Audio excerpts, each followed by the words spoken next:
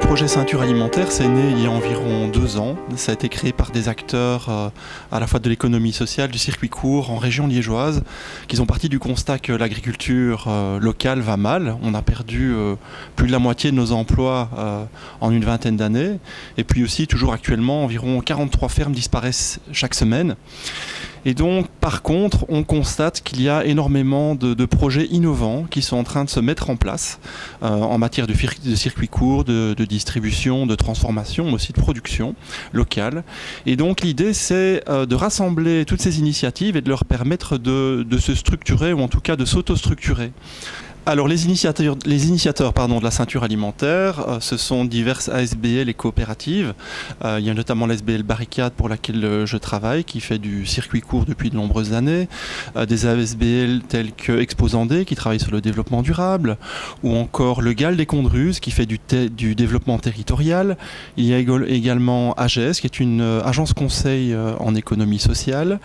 Et puis il y a la coopérative TRAM, qui est une coopérative qui fait également du développement territorial et qui gère notamment le réseau wallon de développement rural. Et enfin, Liège en transition a vraiment accompagné ce projet sur la mobilisation citoyenne et sociale. Alors les objectifs du projet, on se les est fixés à long terme. On a annoncé que c'était un travail sur 25-30 ans. L'idée, c'est vraiment de faire un travail de relocalisation, d'écologisation et de démocratisation du système alimentaire. Ça prend énormément de temps, sachant qu'actuellement, on importe en région wallonne, mais aussi en région liégeoise, plus de 80% de l'alimentation qu'on consomme.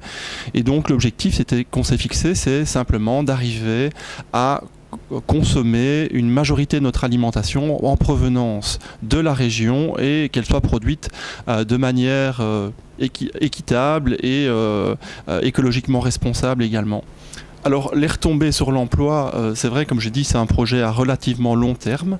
Alors les gens qui font de la prospective, notamment au niveau scientifique, au niveau agronomique, pensent qu'il va y avoir des transformations extrêmement profondes de la manière dont on fait de l'agriculture, qu'on va revenir à une agriculture beaucoup plus intense en main-d'œuvre.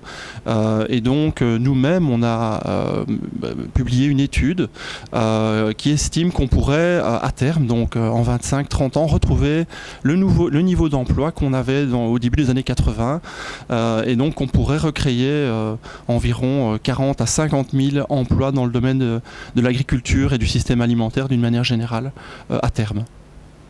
Au niveau du rôle des syndicats, eux-mêmes doivent se poser la question. J'étais il y a quelques années à un forum intersyndical de la cellule RISE sur le développement durable et je parlais à un responsable européen qui nous disait que finalement l'agriculture c'est un peu presque un angle mort de l'action syndicale actuellement parce que ça ne représente pas évidemment beaucoup d'emplois ou d'affiliés, de moins en moins. Nous, ce qu'on pense au niveau de la ceinture alimentaire ou de projets comme les Compagnons de la Terre, c'est que notamment l'emploi indépendant n'est pas le seul type d'emploi qui doit pouvoir se développer dans le secteur. Nous, on va essayer de créer un emploi salarié avec des coopératives de travailleurs, des entreprises beaucoup plus démocratiques dans leur mode de gestion que les entreprises qui sont dans le secteur. Et on pense qu'on va pouvoir créer des entreprises avec une base assez large, avec de très nombreux emplois où à terme, il y aura bien sûr une représentation syndicale. Donc personnellement, je pense que c'est un secteur qui va devenir de plus en plus important pour le monde syndical au niveau des enjeux de création d'emplois et au niveau des enjeux de représentation.